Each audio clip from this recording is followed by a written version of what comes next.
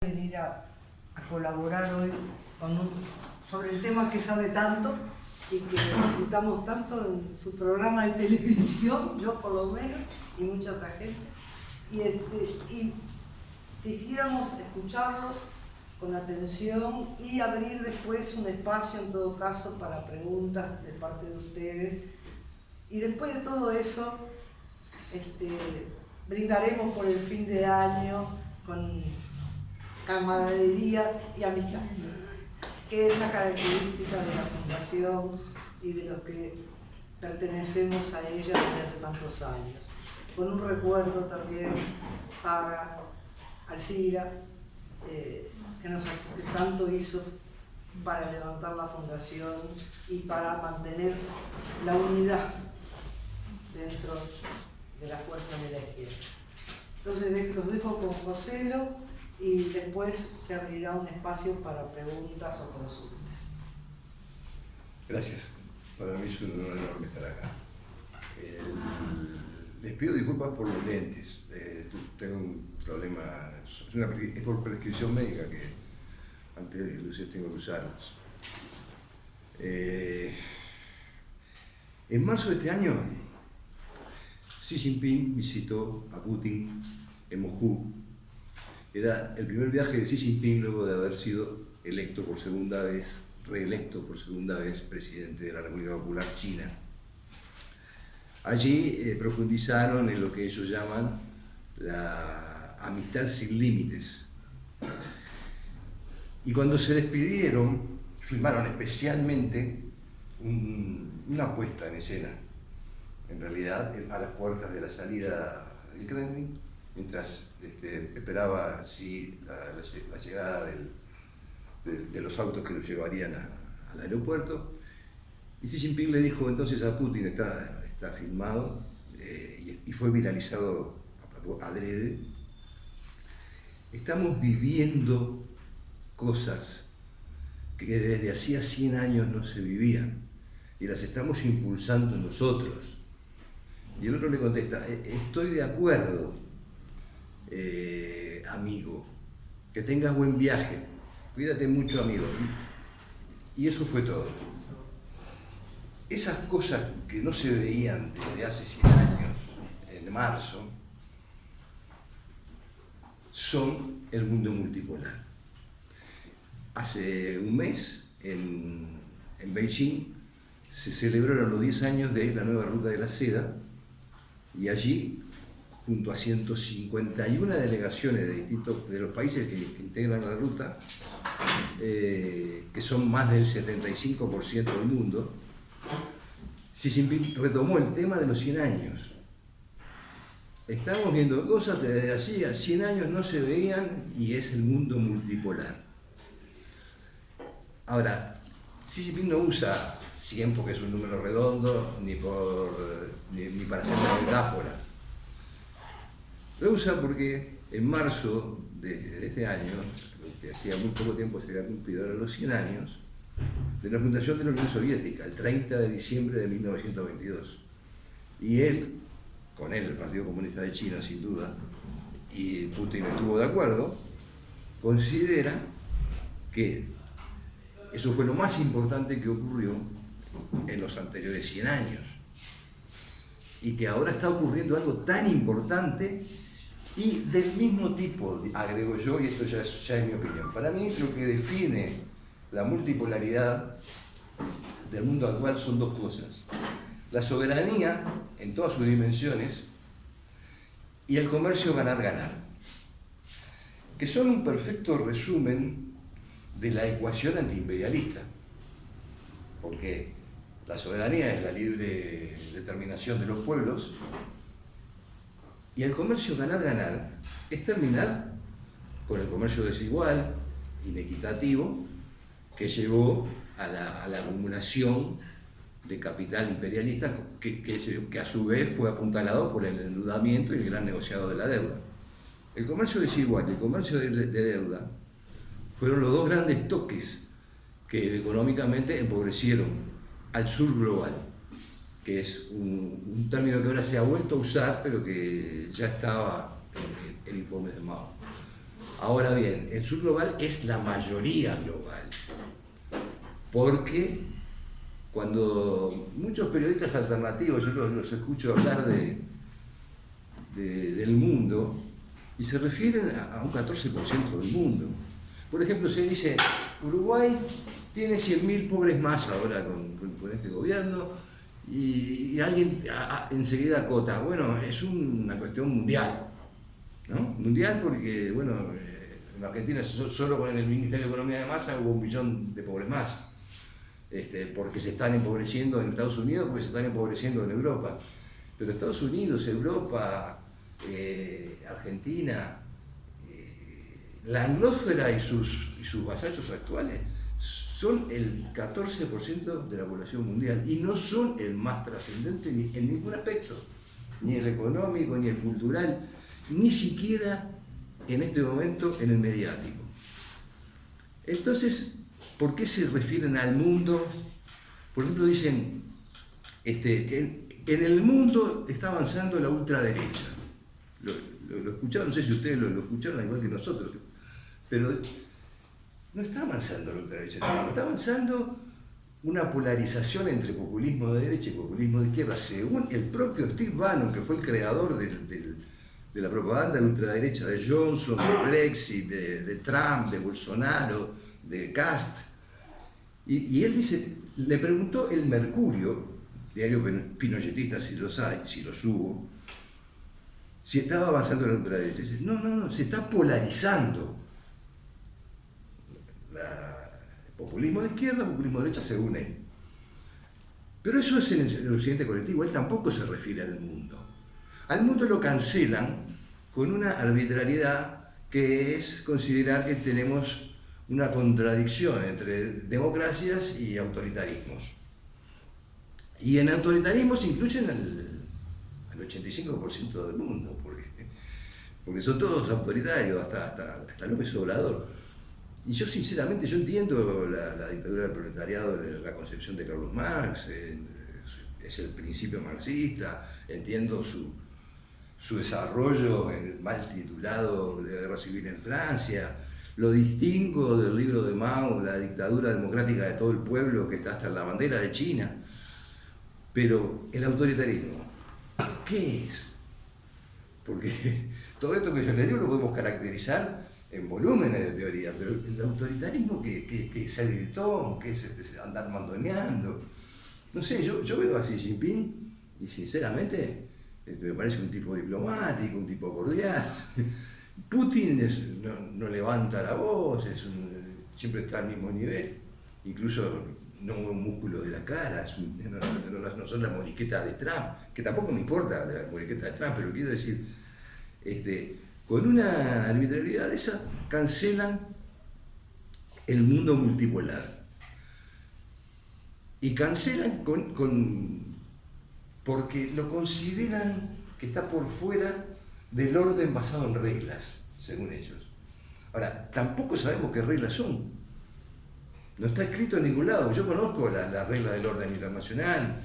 He leído y reseñado a Robespierre en su libro El Derecho Internacional, que dicho sea de paso fue ministro de la calle Padre, y es un libro muy importante. Conozco la doctrina reta nuestra, de la no injerencia, de la autodeterminación de los pueblos, pero las reglas esas de las que hablan y que aplican de una manera totalmente antojadiza, yo no las conozco.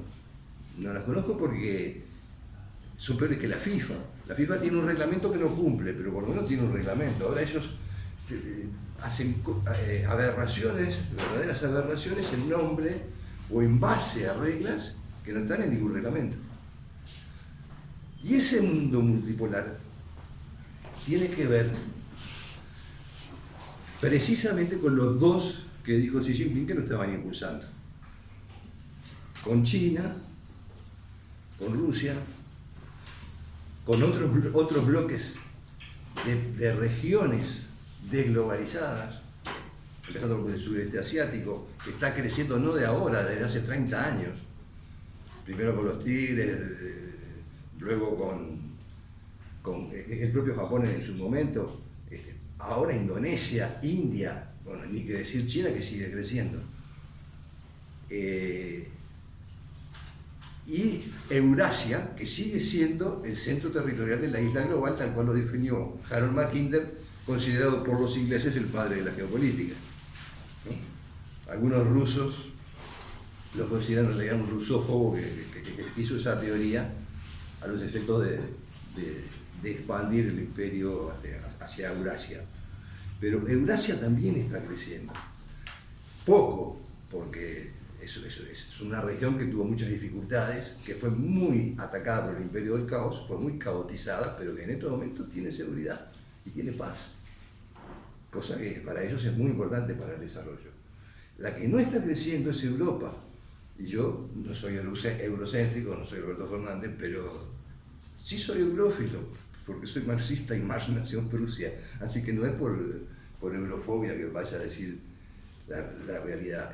Europa está cayendo en inflación. Europa tiene inflación y está cayendo en recesión, especialmente Alemania, que es el motor, o que fue el motor de Europa durante los últimos 20 años. Y esto no es solamente una realidad actual, esto es una tendencia, porque otro de los bloques importantes del mundo multipolar es África. Es África. Por eso, cuando se realiza la reunión en Johannesburgo, en Sudáfrica, se integra a Etiopía, entre otros 5 países, al bloque BRICS, que es el bloque Brasil, Rusia, India, China, Sudáfrica, que es una configuración ya, la primera configuración del mundo multipolar es esa. Pero ahí se integra Etiopía, que es la sede de la Unión Africana. Y África tiene una tendencia de crecimiento importantísima, por el índice demográfico fundamental, porque tiene energía y porque también tiene capacidad de generar una industria alimenticia. Europa, seamos sinceros, no tiene autoabastecimiento ni de alimentos ni de energía, tiene que comprar. ¿Qué tiene Europa? Empresas multinacionales sobre todo, que fungieron del imperialismo. Es decir, medraron con el comercio desigual y medraron con el comercio de deuda. Ahora que los países del Sahel, o sea, del África subsahariana, se están liberando en serie, bueno, después Argelia fue el primero, pero Mauritania, Chad, Mali, Guinea, Gabón, nos estamos enterando, Níger, nos estamos enterando de los niveles de expolio que hacía Francia, a tal punto que anunciaron que iban a invadir para recuperar Níger a través de Nigeria, que es un país limítrofe con Níger al sur, pero muchísimo más poblado, y no lo pudieron hacer, entre otras cosas porque cuando ocurre un suceso internacional de estas características, se empieza a conocer una realidad que antes no se sabía. Por ejemplo, África pagaba, el África francesa, la África subsahariana, pagaba la impresión de moneda, porque usaba el franco africano, y le cobraban un diezmo, y lo diezmaban de todas las formas posibles, al punto que Níger era la gran aportadora de energía para las centrales nucleares con uranio de Francia, y no tenía luz eléctrica. Ahora que se conocen esas cosas, África comienza a acercarse al mundo multipolar, comienza a formar su pueblo, y se reúnen, este año se reunieron en Moscú con Putin, y Putin le preguntó, ¿cuál de estos países que están aquí representados, eran 54 países, cuál de estos fue colonia de Rusia? ¿A cuál colonizamos los rusos? No, a ninguno, le dijeron. Y es que Rusia no estuvo en la conferencia de Berlín cuando se repartieron África, Alemania, Bélgica, Inglaterra, Francia, España, Portugal. Estuvo Luis Alberto Lacalle, que pasó a saludar, pero Rusia no estuvo. Rusia no estuvo. Y en la conferencia de San Remo, donde se repartieron el Asia Occidental, estuvieron Francia, Inglaterra e Italia. Rusia no estuvo. Tampoco participó de la colonización del sudeste asiático.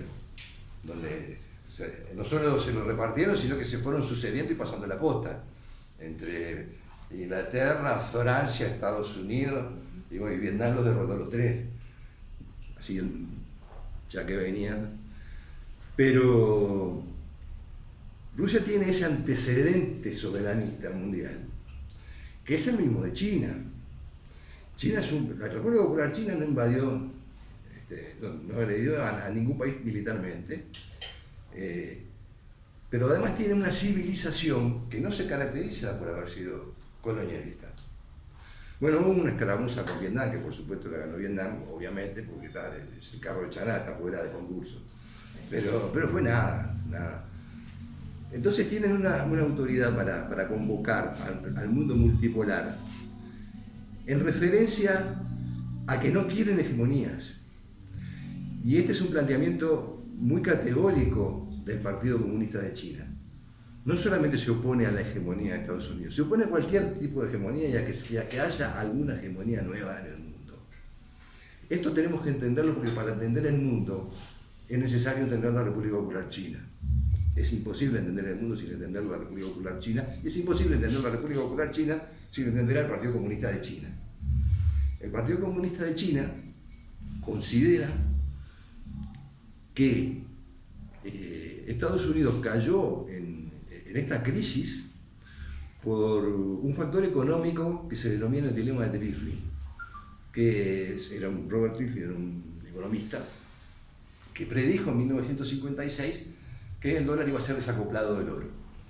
Y que una vez que el dólar se desacoplara del oro, la opción que tenía, el dilema que tenía el país emisor, si había un país emisor, y lo había, era Estados Unidos, de moneda internacional, era o repartía la moneda entre todo el mundo y producía para que le compraran a él, o hacía lo contrario. Con su moneda compraba y hacía producir a los otros, con expolio naturalmente. Eso fue lo que eligieron, es lo que cualquier pueblo hubiese elegido. No se van a matar laburando cuando son los dueños de la moneda y pueden comprarle a los demás, pero tiene un problema. La economía le queda a los demás y la tuya va desapareciendo. En 2008, cuando hubo la famosa crisis económica, se las atribuyeron al tema de las hipotecas en Estados Unidos. Y el Banco Central, el Banco Popular de China, les contestó: no, esto sigue siendo dilema de Trifling. Entonces China no quiere sustituir al dólar por el yuan. Esto es algo que poca gente sabe. Pocos creen realmente cuando dice que no quiere hegemonías, que no le conviene la hegemonía a China. Aceptaría que el yuan sustituyese provisoriamente al dólar hasta que los mecanismos del BRICS, de la Unión Euroasiática Económica, que están trabajando en una nueva divisa, consigan el muy complejo y laborioso logro de una divisa común para un nuevo sistema de transacciones internacionales. Entre tanto, podrían sustituir sobre todo el petrodólar, el petroyuan. Por eso, en esa cumbre de Johannesburgo de la que les hablaba, que ocurrió este año, se integraron al BRICS 6 países. De ellos, uno probablemente no entre. Sería una bendición que no entre, porque si entra la Argentina de Milei va a paralizar, sino a retardar todo lo que pueda el BRICS. Milei se negó por todos los medios, pero ahora fue a Estados Unidos y viene pensando de otra manera. Por supuesto que el comercio bilateral con China lo va a mantener. Eso era un disparate, porque la agroindustria argentina no le va a permitir que corte. Y ya le dijo Mao Lin, que es la vocera de la Cancillería china, que sin diplomacia no hay comercio.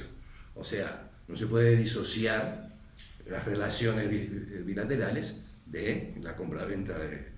Entonces, Xi Jinping le mandó una carta muy amistosa, no dándole bolilla a todos los agravios que dijo, y probablemente retoman relaciones. Le va a costar más ingresar a los BRICS, porque hace 10 días se produjo, a partir del tema de Palestina, para hablar de Palestina, una conferencia cumbre por videollamadas de los BRICS. De los BRICS iniciales, porque los nuevos se integran el 1 de enero, ¿no? Y esos nuevos tienen mucho que ver con la energía, todos, incluso la propia Etiopía, pero fundamentalmente Egipto, Emiratos Árabes, Arabia Saudí e Irán. Todos productores de energía. Y se decidió en esa reunión no poner todas las banderas de los 11. Argentina no estaba, o sea que ya la empezaron a borrar. Yo, esto es un comentario aparte, pienso que si hubiese ganado Massa hubiese sido igualmente un caballo de Troya, una quinta columna de los BRICS, porque él tiene la misma posición sobre el tema este concreto de Estados Unidos e Israel que Milei, en ese tema concreto, que es un tema que va a definir BRICS pronto. Se está llevando a cabo ingentes negociaciones que comenzaron con otro polo del mundo multipolar, que es la OSI, que es la Organización de Cooperación Islámica. Sesionó hace 2 fines de semana en Riad, en Arabia Saudita, a instancia de Mohammed bin Salman, el príncipe heredero.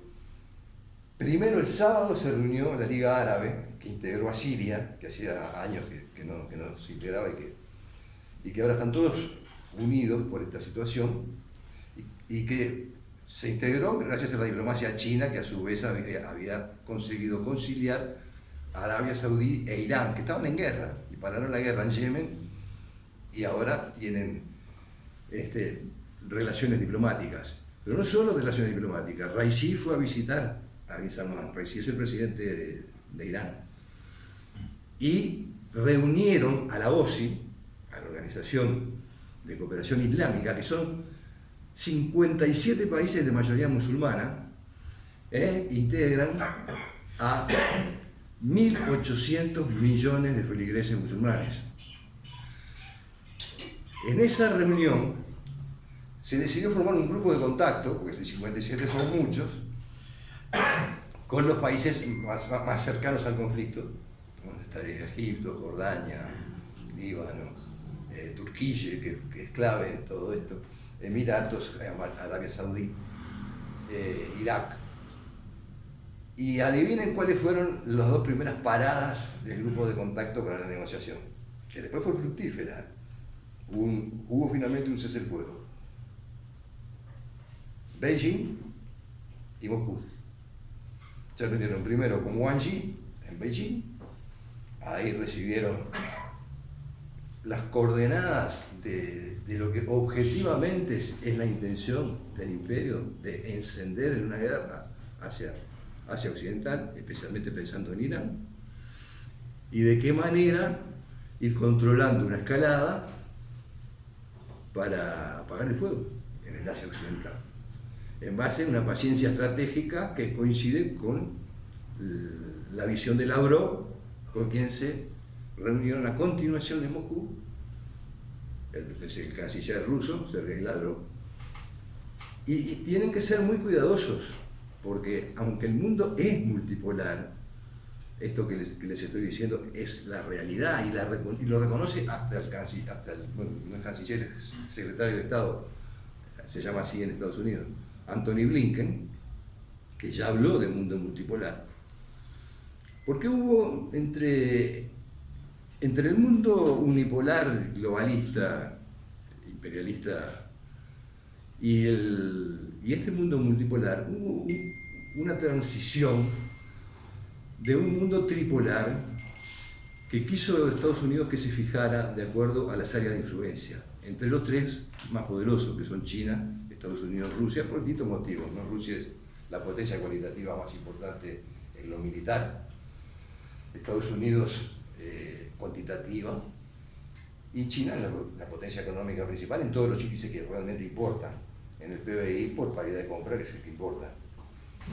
Entonces, querían llegar en una reunión que hubo en Alaska, donde estaba Blinken, donde estaba Sullivan, el secretario de Seguridad de Estados Unidos, y concurrieron Wang Yi, el canciller chino. Le negaron a Estados Unidos esa posibilidad porque consideraron que Estados Unidos no estaba en condiciones de imponer desde una posición de fuerza una negociación de algo que los chinos nunca consideraron bueno, que es el tema de las áreas de influencia.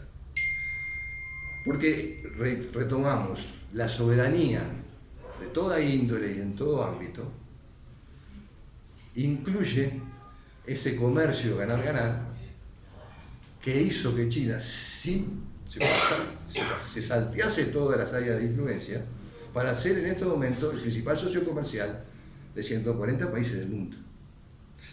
Y eso viene desde las raíces. Voy a hablar un poquito de las raíces de estas dos principales potencias del G2, dijera Kissinger. Kissinger tenía una teoría, y era que entre los tres, quien lograra un G2 aislaría al otro, y bueno, en cierta medida lo logró. Después Brzezinski quiso hacer la contraria, pero hoy por hoy el G2 es ruso-china, chino-rusa.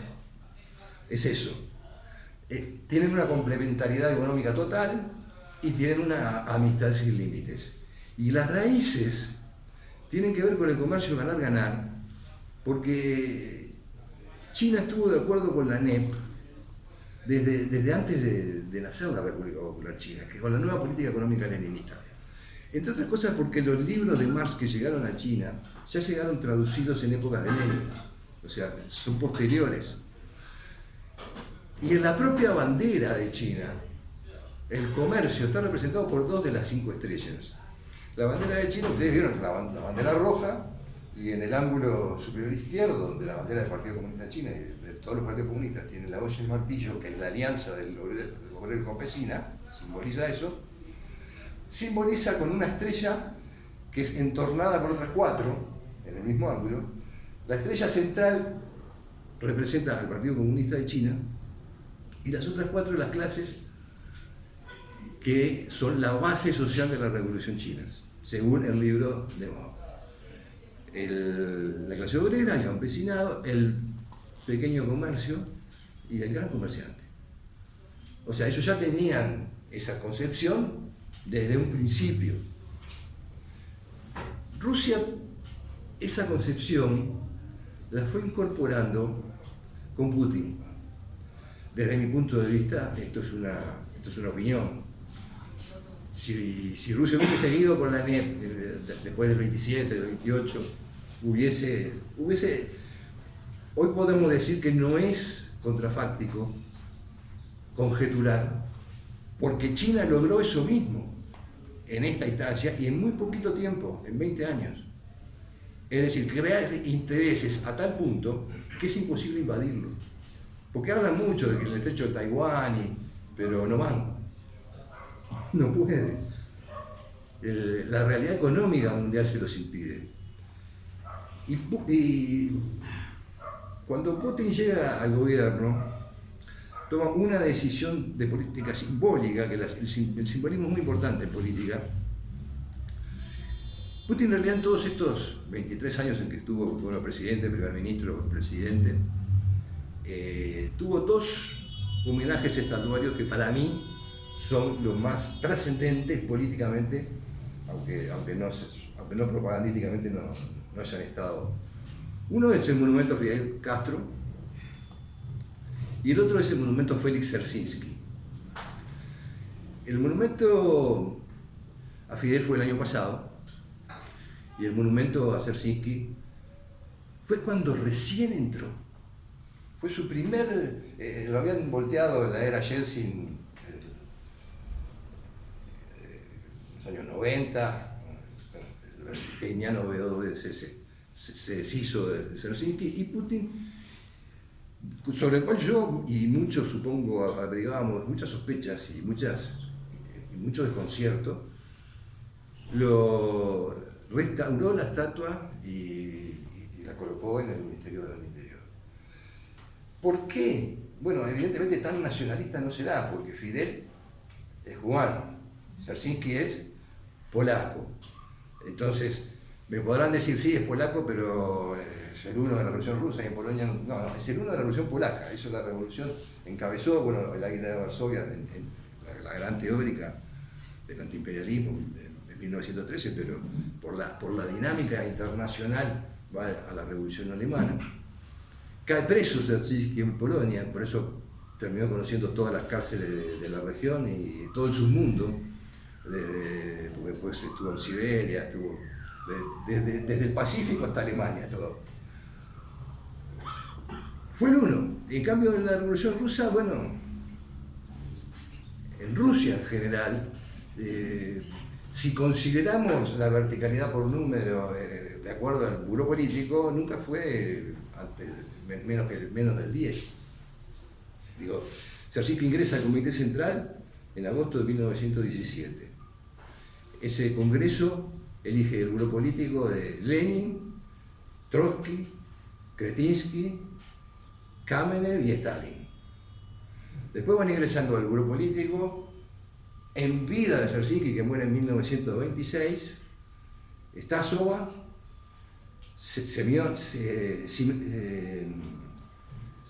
Semyonov y Bukharin. Tampoco fue secretario de Soviet en octubre, ni en Petrogrado Alexandra Kollontai, en Moscú Inés Salman. O sea, no es un motivo nacionalista de reivindicación de los rusos, que ya había él tomado todo el aspecto de reivindicación civilizacional rusa, tal cual lo explica muy bien Alexander Dugin, de la época anterior. Pero él hace énfasis en dos cosas, que para mí tiene dos índoles de motivo.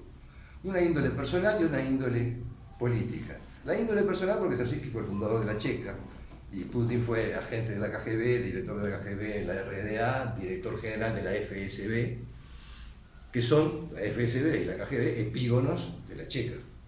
Entonces para él era una referencia personal que lo referenciaba y él estaba, por supuesto, en disputa política. Pero la más importante para mí es la política, porque Dzerzhinsky fue uno de los principales apoyos que tuvo Lenin en la nueva política económica. También estuvo Bukharin, estuvo Trotsky, estuvieron varios, pero fue muy diputado, no fue algo que salió sin... En realidad nada salía sin discusión, en aquel momento se discutía todo. Y cuando muere Lenin, el 21 de enero de 1924, deja a Dzerzhinsky a cargo, que asume en febrero, en el Supremo Ministerio de Economía de la nueva política económica. El cargo que Dzerzhinsky ejerce 2 años más porque finalmente muere.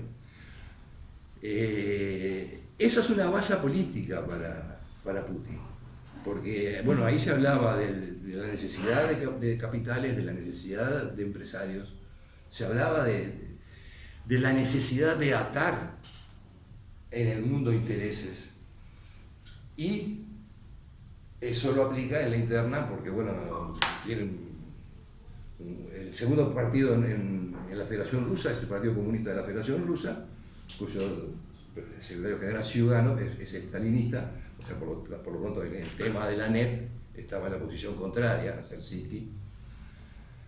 De hecho, cuando consigue hacer el plan quinquenal, Bukharin lo califica de plan quinquenal anticampesino porque iba contra la ANEP, termina la ANEP ahí. Pero casualmente, en esos años en que termina la ANEP, 27-28, está en Moscú Deng Xiaoping. Yo recomiendo siempre un ensayo de Wei Xiaoping sobre hacer una comparación entre la ANEP leninista, punto por punto, con la reforma de apertura de Deng Xiaoping en China a partir de 1978, que es un paso más en lo que China ya estaba haciendo, más allá de todos los problemas, las dificultades del comunismo de guerra que tuvo Rusia también, ¿no? Porque fue agredida, porque no la aceptaron en la ONU hasta 1971, por un montón de factores. Las circunstancias concretas y la situación concreta de la ANEP son absolutamente similares. Entonces, Rusia, China, Rusia, que hoy es el G2 y que es el gobierno principal del mundo, muy por encima, comparado con eso, Bilder es una mafia de café con leche. Todas las teorías conspirativas no tienen andamiento si vemos la realidad del mundo multipolar, que tiene que tener mucho cuidado en los pasos que va dando. El primer paso, sin duda, es incorporar la energía para derrotar al petrodólar y probablemente temporalmente cambiarlo por el petroyuan hasta que se consiga lo que China quiere, que lo está avanzando muchísimo. Sergei Glassiev, que es un economista ruso que fue diputado del Partido Comunista de la Federación Rusa durante todo el periodo de Yeltsin, y cuando asume Putin ve un poco esto que yo estoy viendo recién hoy, ¿no? Él lo vio en su momento, yo tardé mucho en verlo. Él lo vio y se acercó a Putin y bueno, fue su principal asesor económico, al punto que Putin lo nombra ministro de macroeconomía, lo propone ministro de macroeconomía de la Unión Económica Eurasiática, que está conformado por los stans, que fueron ex repúblicas socialistas soviéticas, Kazajistán, Tayikistán, Kirguistán, Turkmenistán, y también por Armenia, por Bielorrusia, y tiene una organización de defensa militar, además, que es la Organización de Cooperación de Seguridad, que actuó, por ejemplo, en Kazajistán cuando quisieron lo que se llamaron un golpe de Estado contra Tokayev, que es el presidente kazajo, ¿no? Bueno, también está Uzbekistán, ¿no? en esa unión, cuyo ministro de macroeconomía es Sergei Glassiev, asesor especial de Putin, que lo dirige hacia el socialismo, el tema de la nueva forma de transacciones internacionales. Él dice que el nuevo mundo multipolar va a ser un mundo socialista. Esto va por cuenta de Sergei Glassiev. Si quieren remitirse a las notas, bueno, tienen notas de Pepe Escobar, por ejemplo, donde le hace un reportaje y Sergei Glassiev se manifiesta de esa forma. Ahora bien, del otro monumento de homenaje de Fidel Castro, más allá de que se pueda coincidir o no con la política de Fidel Castro,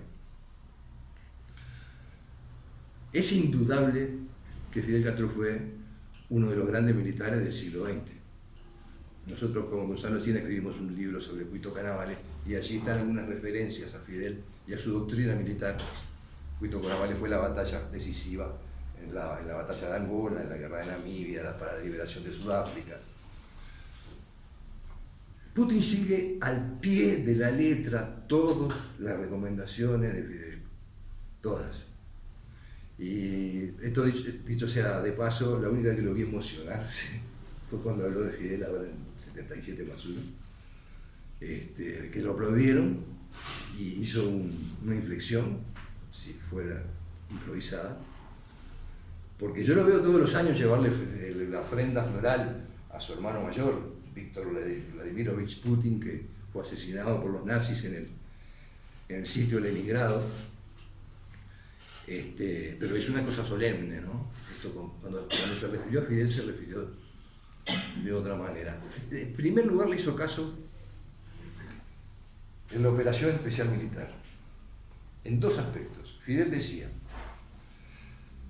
si se enfrentaba a los nazis en Polonia, cuando empieza a gestarse la operación Barbarroja, en septiembre de 1939, los nazis no llegan a Kiev, decía Fidel. Los nazis no llegan a Kiev y la guerra termina en Lisboa. Eso está en Un grano de maíz, yo lo cito si quieren en el libro Cuito Canavale, si me quieren estar por ahí. Y Putin, el 15 de febrero de 2022, dijo, Rusia no va a cometer el error que cometió la URSS en 1939. Se refería a esa recomendación concreta de Fidel. Luego, en junio de 1941, cuando según Fidel ya los nazis habían incrementado su poderío 10 veces, o sea que habían ganado tiempo 10 veces más que la Unión Soviética, creyó que era una provocación. No confió en su servicio exterior, la dirección soviética, y no retiró la aviación a las profundidades. Y se la destruyeron en gran medida en las primeras semanas. Porque en realidad Alemania, que había invadido Polonia junto con Inglaterra, con Francia e Inglaterra, porque ya estaba el Pacto de Múnich en 1938, había juntado 1 millón de tropas y miles de aviones. Putin no creyó en la provocación. Putin sabía, porque leía la doctrina militar de Fidel, que la guerra era simplemente cuestión de ver en qué momento se tenía superioridad misilística. Y cuando Rusia logró, luego de ayudar a Siria y tener una experiencia de guerra urbana importantísima, que luego transfirió en la guerra de Ucrania, logró los misiles hipersónicos y una ventaja de 10 años sobre la misilística de la OTAN. Bueno, hizo lo que Fidel dijo. Y lo otro que hizo, que también Fidel dijo, señaló en esa doctrina, es que antes de una guerra no podés desarmar la unidad de mando. Criticando las purgas que hubo en ese momento en la Unión Soviética. Claro, Fidel tenía mucho archivo atrás para bancar toda esa crítica. Y Putin hizo exactamente eso, no rompió ninguna unidad de mando. Se habló muchísimo del batallón Wagner, se habló, pero la línea sigue siendo Shoigu, Gerasimov, Surovikin. No cambió nada. E incluso son públicas en Rusia las diferencias importantes que tiene la CIDE con el Banco Central, dirigido por Elvira Nabiulina, y incluso con Giuliano, en el Ministerio de Economía. Putin no tocó nada, dejó todo como estaba. Obviamente tomó decisiones políticas y económicas, que le redundan hoy en un crecimiento de un 2% y en un superávit comercial, debido al tiro en el pie que se dio Europa. O sea, más que mérito de Rusia, es una torpeza de Europa que, impuesto por Estados Unidos, sancionó a Rusia por lo que más le convenía a Europa, que era el gas barato, recibir el gas barato para su industria, que luego vendía a China. Entonces hizo todo al revés de lo que tenía que hacer, y bueno, y hoy está pagándolo con índices de deflación. Rusia, en cambio, siguió vendiendo, porque al tener un mundo multipolar que existe, tiene el mercado chino, tiene el mercado indio, que son 1.400 millones y 1.500 millones. India superó demográficamente a China en este momento. Le compran petróleo, le compran gas y encima lo revenden un 30% y sale aún así más barato que el gas natural licuado que vende Estados Unidos a Europa. Entonces, esas decisiones, que yo no sé hasta qué punto Putin pensaba que le iba a salir tan bien, porque consiguió África, consiguió que el mundo multipolar funcionó enseguida, pero a él le hubiese bastado con China, porque el gran poderío de guerra que tuvo siempre Rusia, desde el tiempo en que paró a Napoleón. Ayer escuchaba a María Zaharova decirlo, refiriéndose a todas las veces que derrotó a un hegemón Rusia, que fue la guerra contra la intervención entre 1918 y 1922, que le invadieron 14 potencias imperialistas, más 5 ejércitos mercenarios, más un quinta columnista, el ejército blanco. Y los derrotó a todos. Y los derrotó quebrando la profundidad estratégica territorial, que es el valor principal con el que derrotó a Napoleón y luego a Hitler. ¿Por qué? Porque Rusia tiene 18 millones de kilómetros cuadrados. Es por el doble el país más grande en el territorio, en extensión del mundo. Le siguen Estados Unidos y China con 9 millones cada uno. Pero la profundidad estratégica de Rusia en este momento es de 26 millones de kilómetros cuadrados. Porque China, cuando dice alianza sin límite, quiere decir este límite que se llama frontera, no. Y desde el punto de vista de una guerra de desgaste, que es lo que planteó también dentro de la doctrina de Fidel Putin, tener a China es tener una fábrica que durante la pandemia se puso a hacer mascarillas y terminó recalándolas, porque si se pone a hacer artillería, no hay manera de que otra potencia soporte una guerra de desgaste contra Rusia o contra cualquier aliado de China, ¿eh? Esto incluye a Irán e incluye a esta situación que se está dando en estos momentos en Palestina.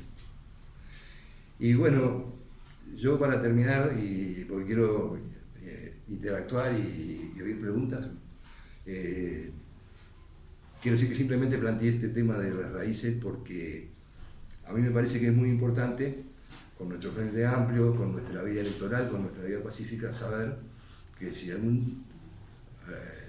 que vamos a llegar, que estamos llegando, que estamos avanzando, pero aún si logramos hacerlo sin efusión de sangre, más de la que ya hicimos, de la que ya tuvimos que hacer, va a ser porque otros pueblos derramaron bastante sangre por nosotros. Y hablo de China, hablo de Rusia, por supuesto, hablo de Corea, de Vietnam, de Cuba, de Angola. Y me parece muy importante, y quiero terminar simbolizando con unos versos de Neruda, en un poema titulado Al ejército rojo a las puertas de Prusia, que dicen: ya podemos mirar la torre luminosa de nuestra poderosa cordillera nevada, porque en el alto orgullo de sus alas de nieve brilla el fulgor severo de una nieve lejana, donde están enterradas las garras invasoras. Salud.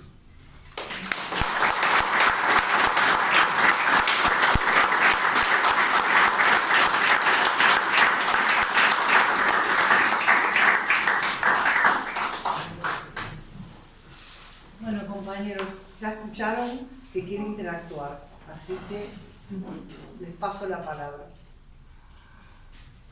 Sí. Gracias. Sí, dime.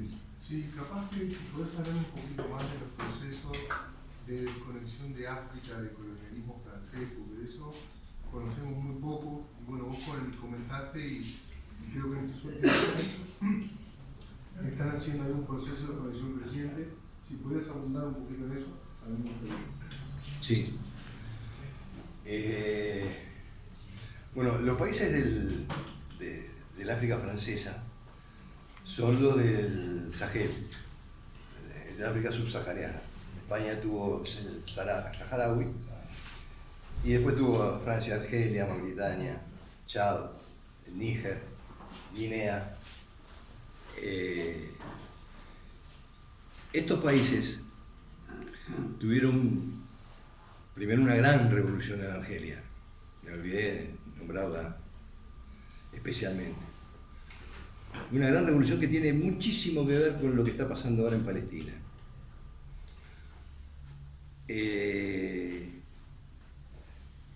Esa potencia argelina, que es gasífera, entre otras cosas, y que en estos momentos se está abasteciendo sobre todo a Italia.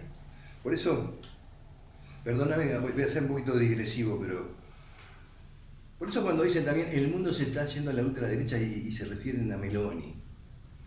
Bueno, Meloni le ganó el gobierno a Mario Draghi. Es decir, si eso sí se... Y son gobiernos que a la vez están alternándose. O sea, esos neofascismos son muy discutibles.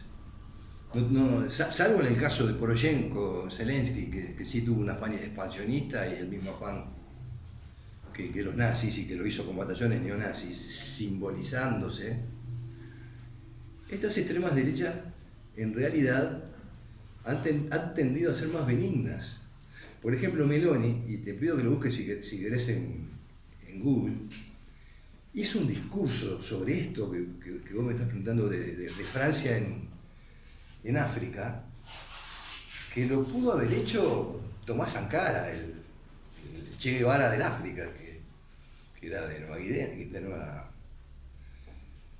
o sea, tenemos que ser un poquito cuidadosos porque la dialéctica misma hace que si Draghi es un vasallo obsecuente del globalismo unipolar, imperialista, yanqui, bueno, en su oposición va a haber algo distinto. Y si Draghi es la izquierda, porque es la continuación del Partido Comunista Italiano, por favor, del otro lado va a haber la derecha. Pero eso tenemos que medirlo en estos términos, o de repente ya nos quedó vieja el catálogo de la Revolución Francesa en su asamblea. Tenemos que medirlo en términos de soberanía en todas sus dimensiones, económica, política, cultural, de culto, en todo tipo, y en términos de comercio. Y en esos términos es que Argelia prefiere venderle el gas a Italia, sacándoselo a España. Porque España reconoció a Marruecos, la España del PSOE y de la izquierda. Reconoció a Marruecos por intereses del rey, o vaya a saber, y traicionó al Saharaui, al Frente Polisario. Entonces Argelia es una dialéctica que nos puede llevar a confusión, pero es dialéctica pura, que ya se había liberado de Francia. Y últimamente se dieron cuenta que la potencia militar de Rusia los iba a defender de cualquier ataque de la OTAN si se liberaban. Y empezaron desde el año pasado en serie, con grandes multitudes apoyando movimientos militares, en países donde no había manifestaciones de grandes multitudes. Y bueno, y ahora están todos en esa línea, y van a Rusia y Putin les asegura seguridad.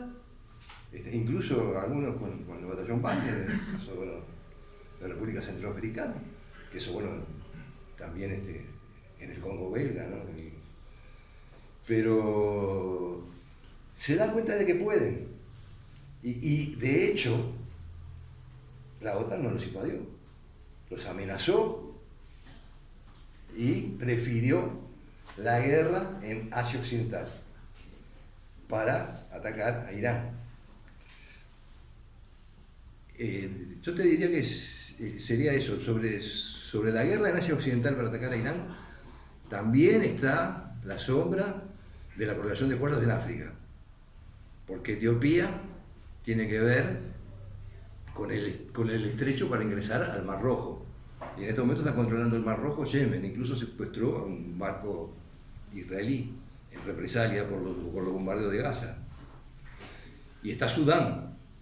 Y en las costas de Sudán, sobre el Mar Rojo, se acordó hacer un puerto y una base militar rusa. Esto es lo que está pasando en África, enmarcando la situación de Asia Occidental. Ni qué decir de Egipto, que también, cuando ingresó Egipto a los BRICS, todos nos sorprendimos. Yo por lo menos fue lo más sorpresivo que encontré, porque se temía mucho, los analistas, por ejemplo, del Global Times y Asia Times, temían mucho que el imperialismo le metiera un caballo de Troya a los BRICS, una quinta columna, y Egipto, en definitiva, gobernado por Al-Sisi. Sin embargo, Al-Sisi había ido a Moscú, se había reunido con Putin, y había un factor que era India, porque India no tiene área de influencia propia en la región del sureste asiático. Además está Indonesia, que es el país que más está creciendo en este momento, y que está en el área de China, no de India. Entonces, pero sí tenía una relación antigua por los no alineados, otra de las raíces del mundo multipolar actual, con con el Egipto de Nasser y con la Serbia de la Yugoslavia de Tito, porque Nehru, que era en los noroñeros, los principales eran Nehru de India, Tito de Yugoslavia y Nasser de Egipto. Entonces fue una concesión a India, pero además fue un arreglo que hizo Putin, sobre todo en el terreno de la energía. Putin le asegura a Egipto la autosuficiencia energética y le garantiza la llegada del agua por el Nilo, que son los dos problemas más mayores que tiene Egipto. Y a cambio de eso hace un corredor económico que se llama Corredor Internacional Norte-Sur, que va de San Petersburgo, Moscú, Teherán, Bombay en India, que ahorra 4 días de transporte, que es muchísimo dinero, pero perjudica económicamente el canal de Suez.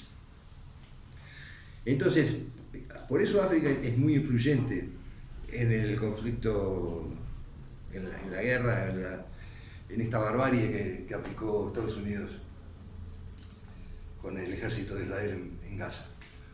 Porque uno de los motivos es que Gaza tiene gas y se vence el contrato con la British Petroleum el año que viene. Otro es el canal Ben Gurion, que sería un canal sustitutivo, que es un proyecto de 2013, sustitutivo del de Suez, pero que seguramente tiene que ver con retaliaciones al ingreso de Egipto a los BRICS, que ahora a partir del 1 de enero pasa a ser BRIC 10.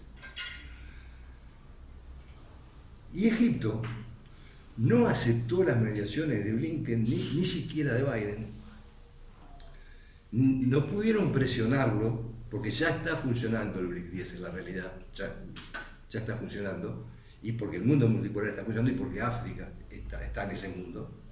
Y nosotros también, porque nosotros por más ultraderecha que hayan votado a Milei, bueno, Bolsonaro pasó, y nunca habíamos tenido la izquierda en el gobierno de las 3 principales economías de América Latina, que son Brasil, México y Colombia. En este momento Colombia superó a Argentina por la crisis que tiene Argentina.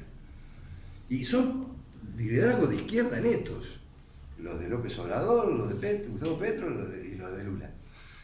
Entonces, en Egipto, tampoco, ellos vieron la correlación de fuerza mundial y dijeron, bueno, Blinken, nosotros no queremos refugiados palestinos.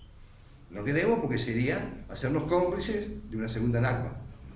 Una segunda Nakba, que es la expulsión de los palestinos que ocurrió en principio en 1948 con 750.000, y bueno, y ahora están tratando de expulsar a 2.300.000 de Gaza. Tampoco lo aceptó Jordania, tampoco lo aceptó Líbano, tampoco lo aceptó Siria. O sea, la gira de Blinken fue un fracaso y en Jordania ni siquiera fue recibido Biden. Incluso el príncipe bin Salman de Arabia Saudí a Blinken lo hizo esperar toda una noche. Le dijo que era muy tarde para él, que lo veía al día siguiente. O sea, la situación real del mundo no es de ultraderecha en absoluto. Y en el caso concreto de Egipto, se suma a que al-Sisi le dio un golpe de Estado a los hermanos musulmanes. ¿Ustedes se acuerdan de Mursi que había ganado las elecciones? Con el apoyo de Estados Unidos. Los hermanos musulmanes tienen la banca económica de Qatar y de Turquía y son el origen de Hamas. Hamas son hermanos musulmanes, son suníes, igual que ellos, y obviamente al-Sisi no quiere suníes, hermanos musulmanes, en Egipto, porque la idea de Israel era confinarlos en el desierto del Sinaí. Entonces, bueno, esa es la importancia de África, ¿no? Porque Egipto es parte de África también. No de la África francesa, pero sí de África. ¿Actual en Ucrania? Bueno, la situación está perdida, la guerra por parte de Ucrania, al punto que Estados Unidos se lanza en en Asia Occidental, sabiendo el costo que tiene para Israel, para Estados Unidos, incluso para lo que es peor, para la hegemonía mediática, porque no quiere que esté en el tapete más Ucrania, que se hable más de la derrota de Zelensky, y porque no tiene más dinero para enviarle, y porque tampoco tiene más armas realmente para enviarle, y las armas que le envíen van a ser destruidas. Entonces, cambió de foco, porque además el foco de Ucrania a Biden lo perjudica especialmente, no solo por las elecciones, sino por los casos de corrupción de Hunter, su hijo, y de él mismo. En estos momentos, de las líneas defensivas que trazó Surovikin, que fueron 5, en la línea de contacto del Donbass y de Novorossiya, ni se habla.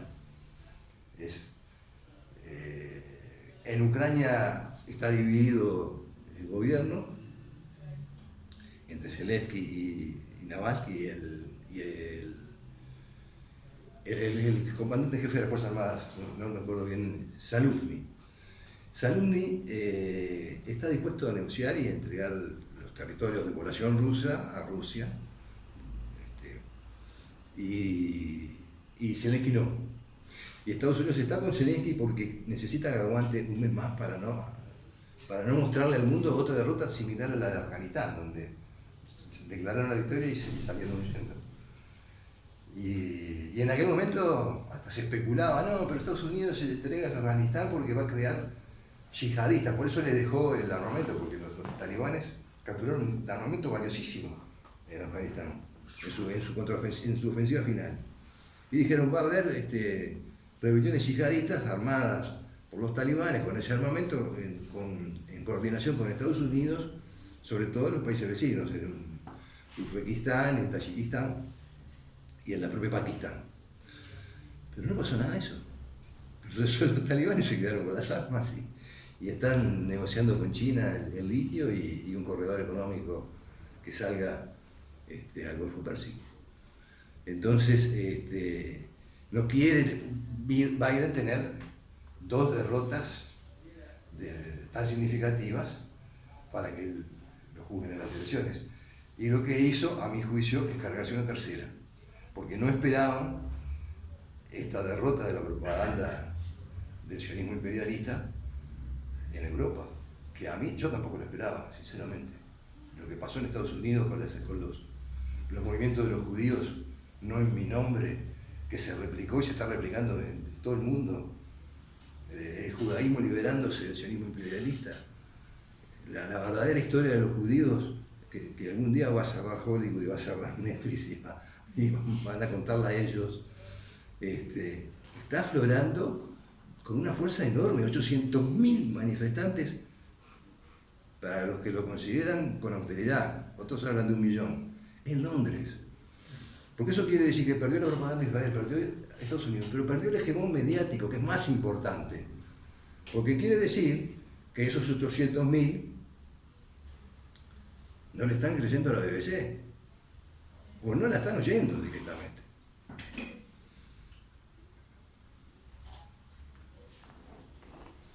Yo no quiero ser demasiado optimista. Primero porque no soy optimista, porque pienso que estamos en un mundo donde la hecatombe nuclear está a la vuelta de la esquina, y sobre todo ahora, porque Israel, cuando habla de tener bombas atómicas en Gaza, y lo habló una diputada y un ministro, una diputada del Likud y un ministro, no lo hace en el marco de una doctrina militar, porque cuando lo hace, habló por ejemplo de Medvedev en Rusia, Putin, la propia María Zaharova, pero lo hacen dentro de la doctrina de, bueno, nosotros no vamos a usar el primer disparo, va a ser en respuesta, o en el caso de una amenaza existencial. O Estados Unidos, que tiene unas fluctuaciones entre la guerra nuclear preventiva, que es para confundir, pero que dentro de todo, cuando califica a Venezuela Obama, lo califica de amenaza inusual y extraordinaria, no lo califica de amenaza existencial, si no lo hubiese bombardeado con ojivas nucleares, ¿no? Ahora, Israel tiene una amenaza existencial real y tiene bombas atómicas. Según los más austeros, entre 40 y 50 bombas atómicas. Según Carter, más de 300. que no la necesita, con 40 alcanza para que las retaliaciones que puedan surgir, obviamente no lo van a lanzar como dijeron en Gaza, pero ellos lo dijeron sin ningún marco de nada. Simplemente vamos a lanzar una bomba atómica aquí. Y es una locura porque es como si San Jacinto le tiene una bomba a Pando, ¿viste? No, van a ser afectados todos en Canelones, por lo menos, y acá. Pero probablemente pueda haber una reacción hacia Irán, y en la conferencia de los islámicos, de estos 1.800 millones, porque Israel, ¿por qué digo que tiene una amenaza existencial real? Porque hoy hablábamos de la profundidad estratégica. Israel no tiene ninguna. Israel está entre la espada, la pared y el Mediterráneo oriental. Y la pared es el muro de Gaza y la espada es la de la yihad islámica y Hezbollah. Entonces, sí, Israel tiene el ejército más poderoso desde el punto de vista cuantitativo, y demostró en la guerra de los 6 días que puede con todos los ejércitos árabes juntos, por lo menos con los 4 que enfrentó, que fueron Egipto, Jordania, Líbano y Siria. Pero no puede con todos los islámicos, no puede con el área persa que maneja Irán, ni con el área túrquica que maneja Turquía. Es demasiado, porque está en esa situación rodeado, cercado por países hostiles, enemigos. Entonces estamos en un momento que no podemos ser optimistas. Tenemos que implorar por la paciencia estratégica de Moscú y de Beijing, que son los que están tratando de apagar el fuego en Asia Occidental.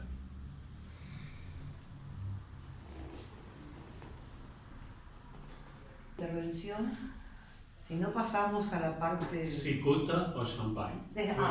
No pidas tanto, ni champagne ni cicuta, un vinito, algún refresquito, algún sanguchito. Con eso date por contento.